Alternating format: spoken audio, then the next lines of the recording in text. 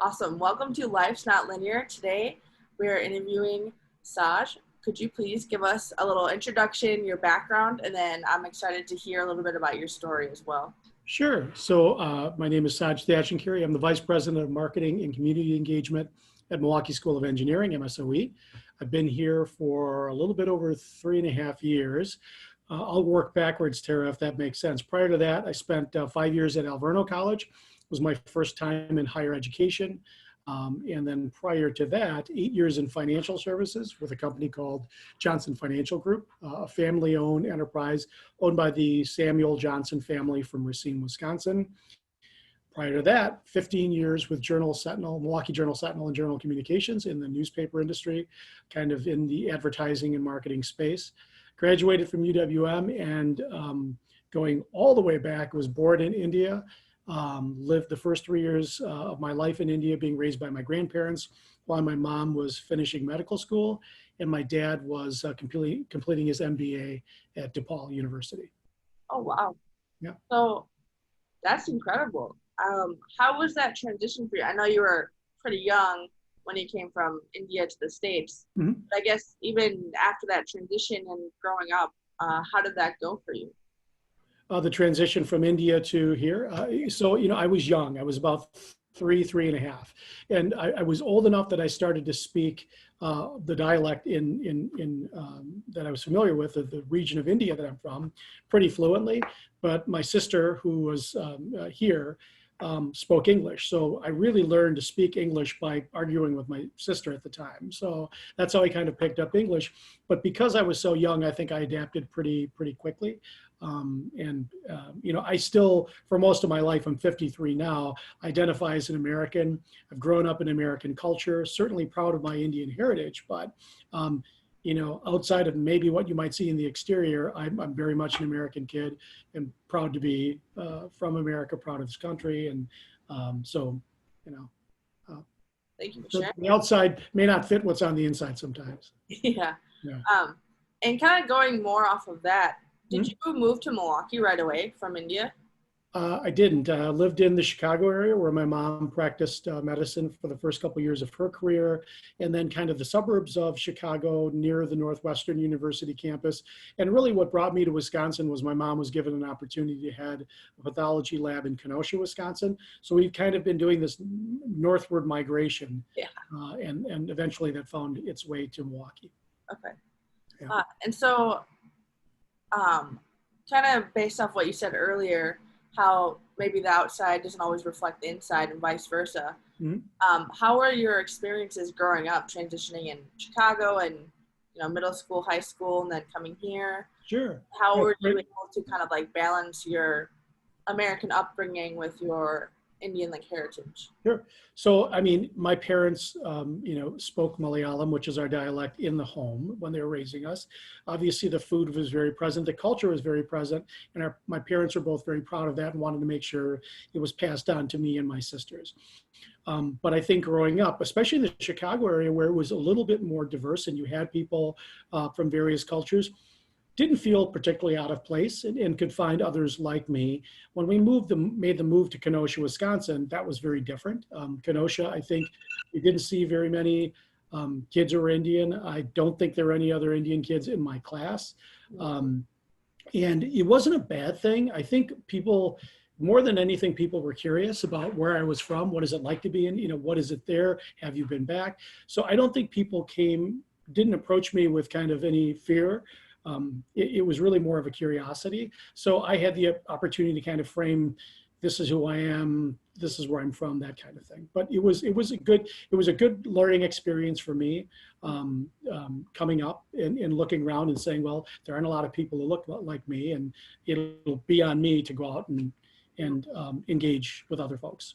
Yeah, that's great that you were kind of able to it was an opportunity for you to share and that others were curious. Yep. And so I'm wondering how you got, so kind of going from high school and how you got to where you are today. Did you go to college right after high school? I did, yeah. And so one of the cultural, I guess a cultural component I'll talk about is growing up, my mom was a doctor. She worked very hard to get through medical school and to become a doctor. And there was an expectation, probably painted a little bit culturally, that once you get to that level, well, then I would need to be a doctor or better. Early on, I identified that that's not where my passions were. I was much more creative and liked kind of the softer side of things. Less, not that math and science weren't interesting, but I really liked relating to people. I liked, the arts. I liked communication. And so I was pushed, I was really drawn to that. My dad was really pushing for the doctor, some type of professional field. And so we kind of settled on marketing as kind of this nice hybrid between the creative aspect and business acumen, and marketing just became kind of the place that seemed to balance both. And I'm glad, because I think it is created a great career path for me. But still allows me to be creative, but I think is rooted in business practices and principles that were important for me to understand. Yeah, that's a great point. A lot of the students that we work with are like in the arts or creative industry, but a lot of them want to go into like artist management or stuff like that. So I think it's super important to hear that you can have a good mix of, your creative side and a business side as well. Yep, and that's just for me personally. I mean, I think people choose to go into business. Maybe people choose to pursue the fine arts. They're all terrific. It's really, how does that align with what is important to you and what you see value in doing every day?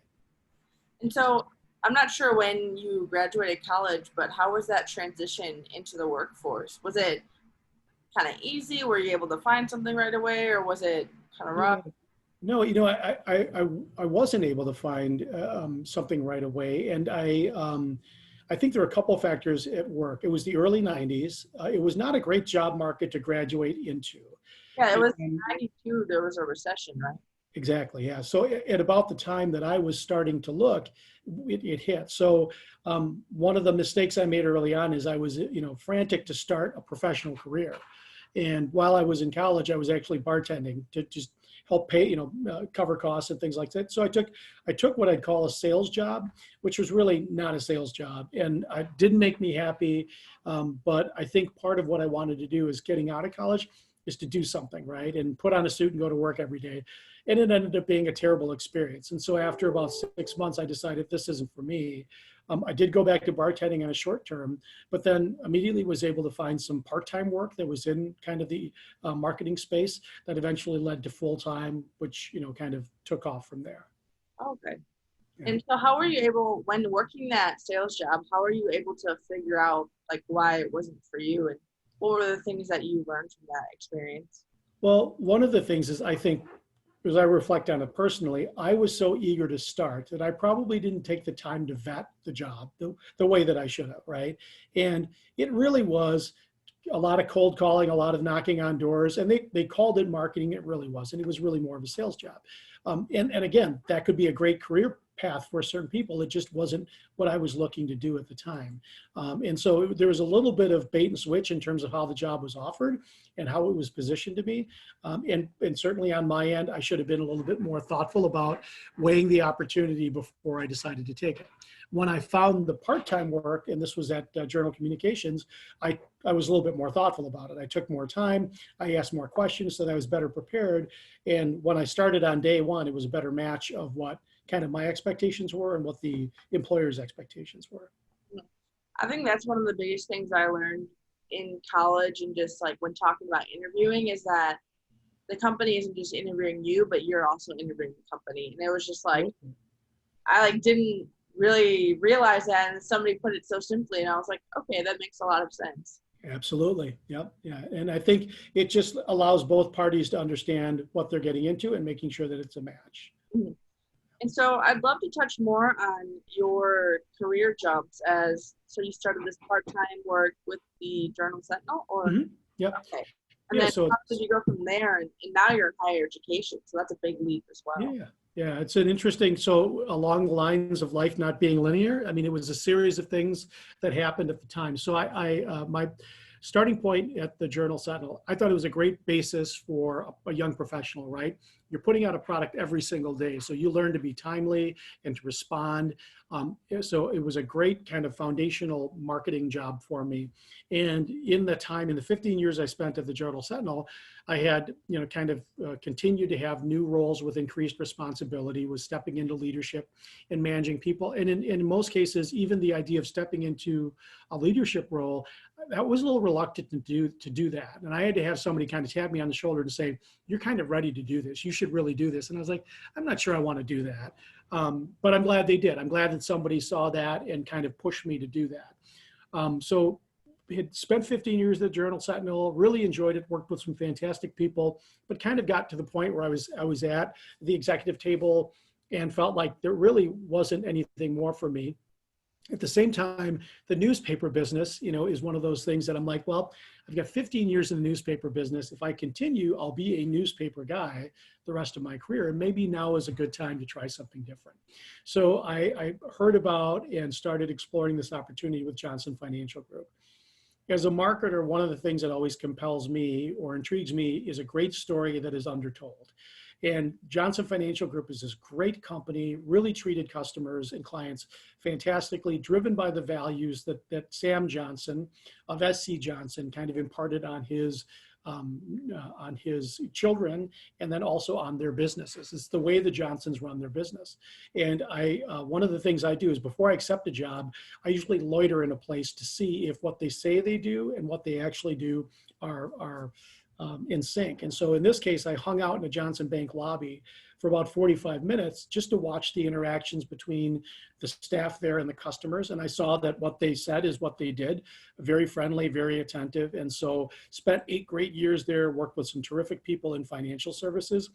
In some ways, it was like an accelerated MBA program because I learned so much about banking and finance and the business end, because that's just the way the Johnson family runs their businesses. So it was a great experience. What made me change at that point was I was commuting to Racine, which is about a 45-minute to an hour commute every day. I had a young son, Luke, who was probably 2 or 3 years old at the time. And so when I'm leaving for work, he's asleep. When I get home, because of the commute, I maybe have a chance to feed him, play with him for about a half an hour, and then he's going to bed. And doing this for 8 years, I thought, well, he's now 7, 8 years old. He's developing his own personality. I need this time with him. And at that point, found out about the position at Alverno. Alverno, again, a great story, driven by, kind of the history at Alverno of developing young female leaders, particularly diverse female leaders.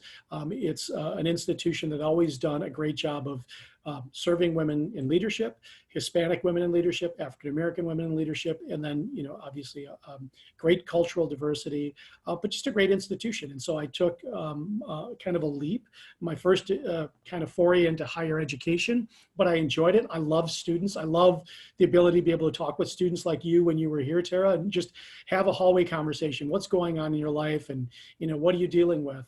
And it energizes me.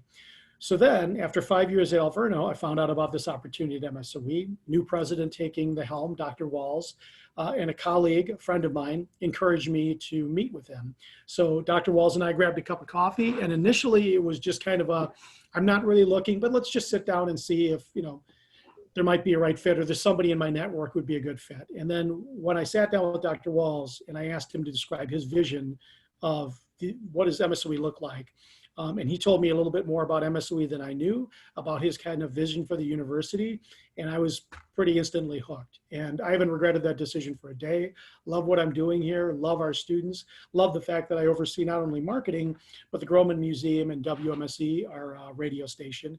And that a part of my role is to go out and engage with members of the community and look at ways that MSOE can help them and they might potentially help MSOE. That's awesome. Thank you so much for sharing kind of that timeline of how you got here. You definitely make an impact on students. Like I think I was probably a sophomore or junior when you came to MSOE, and I was like just getting connected to higher administration, and you just kind of like blew me away. I was like, all right, some changes are going to happen, like some waves are going to be made, and it's just really great to see as a student and also now as an alumni, just how MSOE is like constantly growing and diversifying and like just continuing to listen to their students and make those changes. So it's great to have you at MSOE. Thank you. But I would say it's very, we're fortunate to have the president we have, because everything up to and including the stories and the development and all the great strides MSOE is making, to even being able to kind of hook me on what is happening here at MSOE. He's a great guy with a great vision. He's a fantastic listener, and I love working with and for him every day, and obviously love working with our students in the university. It's a great group of people.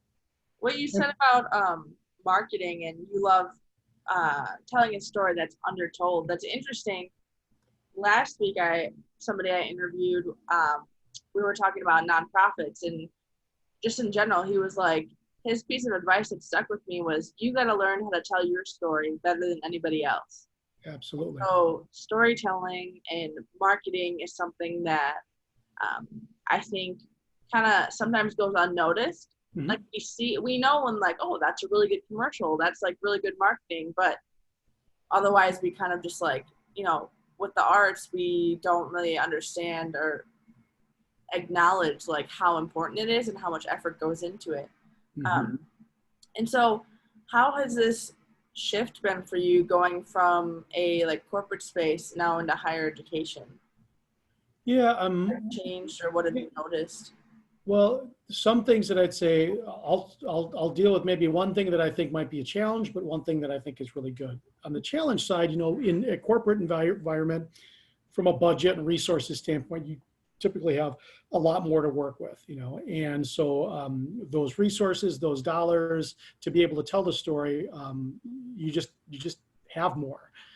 In higher ed, that's less the case. I think we are trying to be very mindful of making sure that as much of what, as many dollars as possible is directed to the direct benefit of our students, right? So we try to be as lean and efficient as possible. So the way to meet that challenge is really tap into all of the people who are willing to tell your story. Make sure that your students are telling the story. Make sure your alum are telling the story, our faculty, our staff, our regents, our leadership. Every person who's connected to the university is part of this kind of storytelling army that we have. So while we don't have resources, we have a lot of people that love this university and are happy to tell that story. So our job is really to help facilitate that, give them the tools and the resources to do that, whether that's video, social media, whatever. But the great thing is, even though we're a little light on resources, the level of commitment in a small community like MSOE's is high. Everybody feels like they're a stakeholder in it and they're passionate about it. You get great ideas, you get a great engagement. So that there's a plus side to that as well. Yeah, those are some great points. And I'm wondering now that my last question for you is that you've been in higher education now for a couple of years. What is a piece of advice that you would maybe give a first year student? Or maybe a graduate, just. Yeah. So with the first year student, I'd say just be engaged, get involved, right? I mean, you're not just here to attend classes, even though that's a large part of what you do. Meet your fellow students, get engaged in clubs, get engaged in sports, find ways to be part of this community, because if you don't, 4 years will be over very soon and you'll have missed that opportunity. As a graduating senior, I think it's, or a kid who's maybe new in the job market, what I'd say is find a way to show your value with anybody that you meet with. Network like crazy. And I've even told people, agree to take on a task for free, right? If you're trying to compete with somebody else for a job, you need to find a way to tell your story in a really compelling way, but give them something tangible that says this person is willing to work harder and take on a challenge. So what I've often said is I've had kids that I've maybe mentoring and they're saying it's me and this other finalist for a position. Tell them, if you're speaking to me as an executive, you probably have something on your desk that you haven't been able to get through, some project, right? What about if I take it on? No cost at all. There's no cost to you. Let me take it on. Let me give you an opportunity to show how I work and offer you some ideas for free. And worst case scenario, it may be ideas you never use, but best case scenario for free, you get some new ideas, or you get this thing that's been sitting on your desk off your desk, and maybe a little bit of movement or a little bit of inertia. I think there's ways that you can do things to show people that you're willing to jump in and do the work and show your value. But I think the storytelling is a key part of it too, Tara. You better have a compelling story for why they should hire you versus the people you might be competing with for that same job. That's awesome. I wonder if there's a way that you could maybe do some sort of like course at MSUE, not like what is it? Not like there's credits, not like a credit Sure. course, but even just like through career services or something, just about like storytelling. So we do like build your resume, but on top of that, it's like, okay, how do you like sell yourself, and how do you sell your experiences off paper? I think that'd be super cool. Yeah, but thank you, Tara. I think our career services team does a great job. Obviously, would help in any way possible. But I think the most valuable thing you can do is those cups of coffee with folks, which is tough right now. But even if it's a virtual cup of coffee, you'll learn something from each one of those interactions. And there might be a connection, a network, but it may be just one nugget of information that they give you. That was very valuable to me when I was starting my career. And I try as much as I can to share that with young people that are entering the workforce now. So I lied. I have one last question. Okay. So, going back to, we talked about how you are like the first VP of color and the first Indian VP at MSOE. Mm-hmm. How have you been able to kind of take on that role, and what kind of impact has it had on you and also on MSOE as well? Yeah, I mean, I think I've tried to do as good a job as I can. I can always do more of being accessible to people, and try to be as successful and as hardworking as I can, and showing people that maybe there's people that embrace that, right? Maybe there's people that fear that. And so what I try to do is I'm a capable professional, I'm accessible, and show that the investment that MSW made in me is worthwhile, right? I think sometimes people could fear change, or they could fear somebody that they're not familiar with. Maybe they haven't encountered a lot of Indians. So I try to maybe knock down those walls as much as possible. The other thing I try to do is, if I'm in a meeting or if I'm in a situation where maybe the voices or the perspectives of people who aren't in that room aren't there, I always try to like say, well, think about it from this perspective.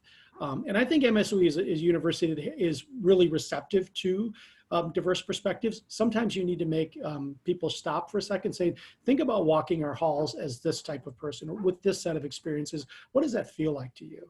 And sometimes it's just doing that, opening people's eyes to that kind of point of view. Thank you so much today for making time and sharing your story with us, and sharing the advice to students as well. I really appreciate it. Thank you, Tara. Always great to talk to you, and best of luck. I hope to see you soon.